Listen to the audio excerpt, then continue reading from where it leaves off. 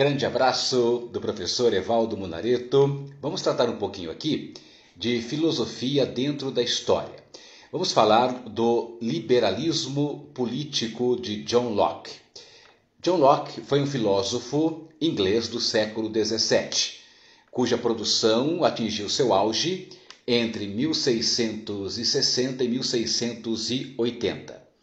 Para muitos historiadores e filósofos, John Locke é o pai do liberalismo econômico, uma das primeiras vozes contra o absolutismo monárquico na Inglaterra lá no século XVII, contra justamente a concentração de poderes do rei absolutista, contra a centralização administrativa do Estado absolutista. Na realidade, John Locke não era contra a monarquia, mas sim era contrário à monarquia absolutista. Porque a proposta de Locke era justamente manter a monarquia, mas uma monarquia parlamentarista. Ou seja, o rei, o monarca, continuaria existindo, mas com poderes limitados, com poderes reduzidos por uma constituição, por um conjunto de leis e também pelo parlamento, pelos deputados do parlamento. Então, a defesa da monarquia parlamentarista, da limitação dos poderes do rei, era uma das ideias centrais do liberalismo político de John Locke. Inclusive, ele influenciou a própria implantação da monarquia parlamentarista na Inglaterra, lá no final do século XVII, em 1689, na chamada Revolução Gloriosa, que implantou na Inglaterra o regime político que até hoje é vigente naquele país, a monarquia parlamentar. Ou seja, o rei reina, mas o parlamento governa através de um primeiro-ministro. Então, a primeira ideia de Locke é a defesa da monarquia parlamentarista, da supremacia do parlamento sobre o rei, ou seja, da limitação dos poderes do rei, numa clara oposição que Locke tinha à chamada monarquia absolutista. Muito bem, esse é o primeiro ponto. O segundo ponto importante de John Locke era a teoria dos direitos naturais inalienáveis do homem. Para Locke, todos nós, cada ser humano, já nasce dotado de alguns direitos inalienáveis. O que é isso? Direitos que nenhum governante pode tirar, pode tocar. Especialmente 3 direitos que são a vida, a liberdade e a propriedade.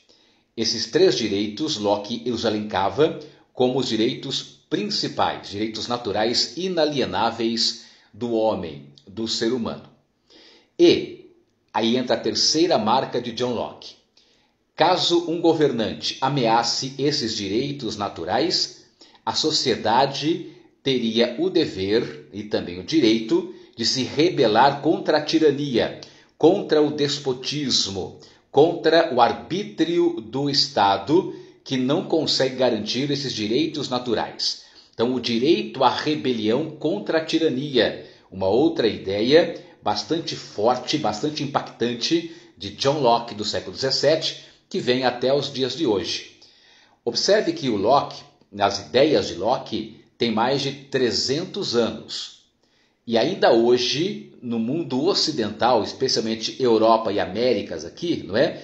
Essas ideias ainda continuam sendo bastante importantes.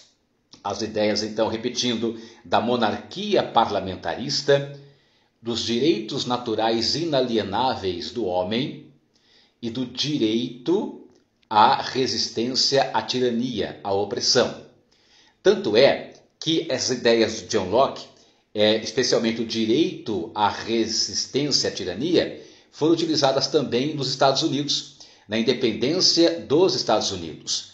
Lá em 1776, quando as 13 colônias inglesas da América do Norte se rebelaram contra o domínio da Inglaterra.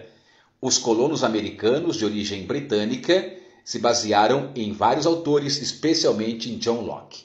Então, quando nós vamos estudar liberalismo político no século XVII, as origens do próprio iluminismo, é importante analisarmos a figura desse grande filósofo e pensador inglês chamado John Locke, que para muitos estudiosos é considerado o pai do liberalismo político, cujas ideias reverberam, ecoam, ressoam até os dias de hoje no mundo todo, especialmente no Ocidente, Europa e Américas. Aprofunde John Locke. É um autor seminal, é um autor importante para a compreensão da política, da filosofia atual no Ocidente. Ideias que vêm lá dos anos 1600, lá do século XVII. Mais de 300 anos depois, Locke continua vivíssimo no Ocidente. Abraços pedagógicos.